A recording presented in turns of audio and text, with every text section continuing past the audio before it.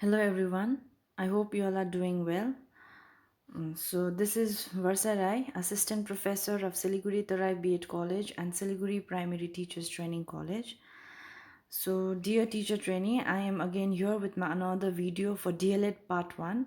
This is a continuation video for the course CPS 02, Teaching of Second Language, English at the Elementary Level, and I was dealing with Unit 3, where I have already talked about approaches, methods, and techniques, the differences. And then we have already done with the four approaches. Now, today I will be starting with the methods. So, yes, after approaches, we have methods for teaching English language. So method is an overall, like I already told you, overall planning of the orderly presentation of the language material. So when we have approaches, no, the different kind of approaches to teach English language, next we have the methods. There are varieties of methods. Like under one approaches, we might come across many methods in order to teach English language. All right, and then next we have, after method we have is technique. Okay, so today we will deal with different kind of methods. So first we have is grammar translation method. Let us see the concept of grammar translation method. Grammar translation method of teaching English as second language, ESL, is based on the assumption that the structure of the foreign language is best learned when compared and contrasted with the structures of the mother tongue. In the 19th century, this method was rather widespread for learning foreign languages. This is the oldest method ever known in the field of teaching English as a foreign language. So, dear trainees, if in case in the question, if in the examination time, if it comes oldest method of teaching language or learning English language, then please do not get confused. So it is GTM only, that is grammar translation method, which is also known as oldest method of teaching English. This method was used for teaching of English in the beginning under the influence of the classical language like Latin, Greek, and Sanskrit. In this method, the rule of grammar were all learned by heart and applied in translation exercises during and after the lesson. So, what happens over here in the grammar translation method is a paragraph or certain thing or a poem or a story or some paragraph.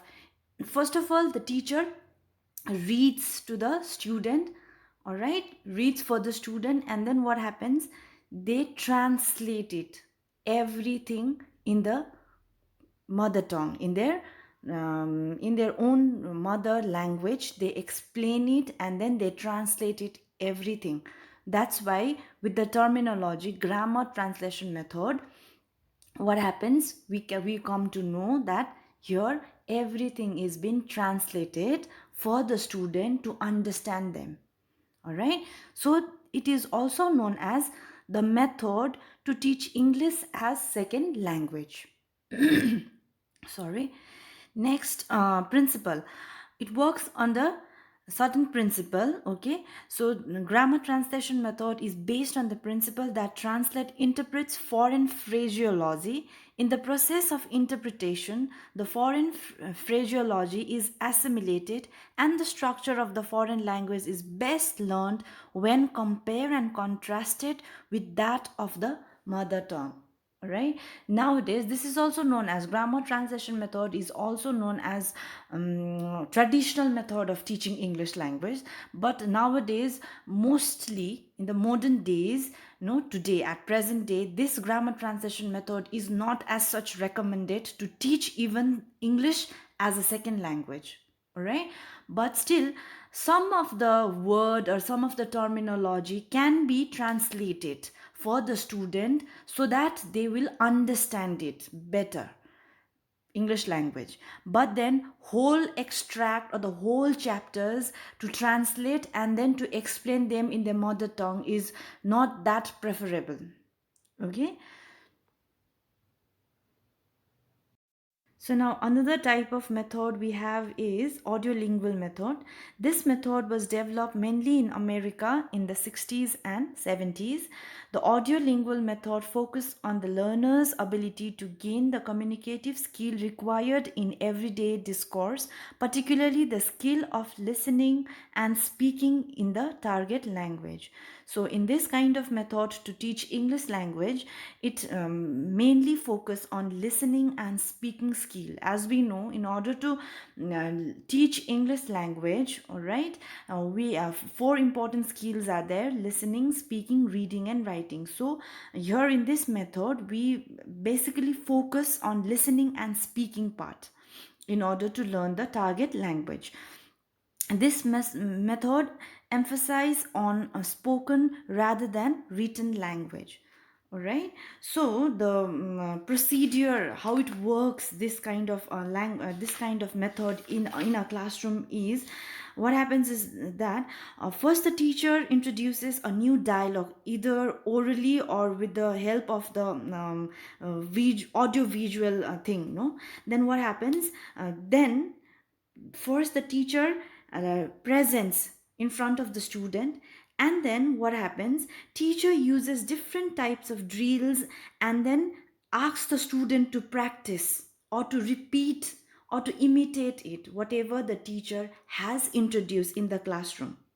Okay, and then for this what happens, different kind of what is a different kind of techniques is being used, all right, so that the student will be able to speak, to communicate, all right, after the teacher introduces certain topic or certain kind of dialogue, all right, or maybe sentences or phrase, something is done, and then the student repeats it.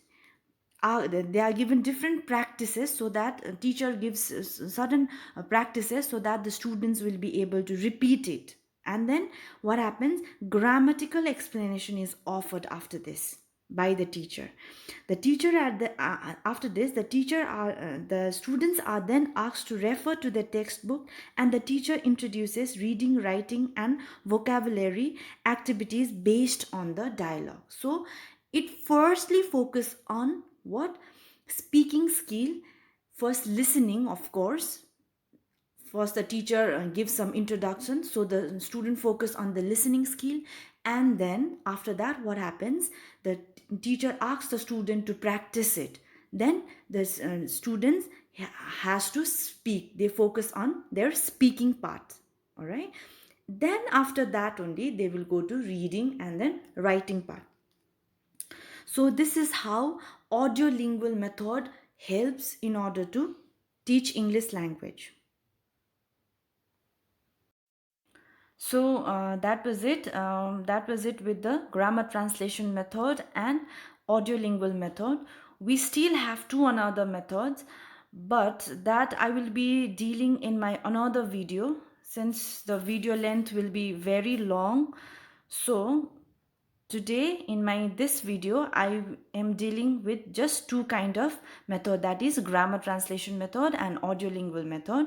So in my another video I will be dealing with another two kind of video, and then we'll wind it up with unit 3. Okay, then thank you all.